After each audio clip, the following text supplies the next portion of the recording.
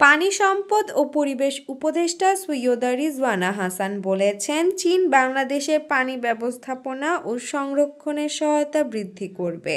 তারা বন্যার সময় পানি সম্পর্কিত তথ্য ভাগাভাগির প্রতিশ্রুতি দিয়েছে। চীন দুই দেশের মধ্যে প্রযুক্তিগত সহযোগিতা ও প্রশিক্ষণ বাড়ানোর প্রস্তাব দিয়েছে। বুধবার সচিবালয়ে চীনের রাষ্ট্রদূত ইয়াওয়েন ও পরিবেশ উপদেষ্টা সৈয়দা রিজওয়ানা হাসানের মধ্যে সৌজন্য সাক্ষাৎ অনুষ্ঠিত হয়। বৈঠকে দুই দেশের মধ্যে পানি ব্যবস্থাপনা ও পরিবেশ সুরক্ষা সহযোগিতা বাড়ানোর বিষয়ে আলোচনা হয়। বৈঠক শেষে সৈয়দা রিজওয়ানা হাসান জানান, পানি ব্যবস্থাপনায় সহযোগিতা বাড়াতে যৌথ কমিটি গঠনের প্রস্তাব করা হয়েছে। এর মাধ্যমে নদী ব্যবস্থাপনা, বন্যা প্রতিরোধ ও অবকাঠামো প্রকল্পে একসঙ্গে কাজ করা যাবে। তিনি বলেন, পরিবেশ সুরক্ষা ও জলবায়ু পরিবর্তন মোকাবেলায় চীনের মতো বন্ধু রাষ্ট্রের সহযোগিতা জরুরি। চীন বাংলাদেশের প্রকৃত বন্ধু এবং এই সম্পর্ক আরও শক্তিশালী হবে। তিনি নদী দূষণ নিয়ন্ত্রণ, সৌরশক্তি, বৈদ্যুতিক যানবাহন, বন্যা নিয়ন্ত্রণ ও স্মার্ট পানি ব্যবস্থাপনার ক্ষেত্রে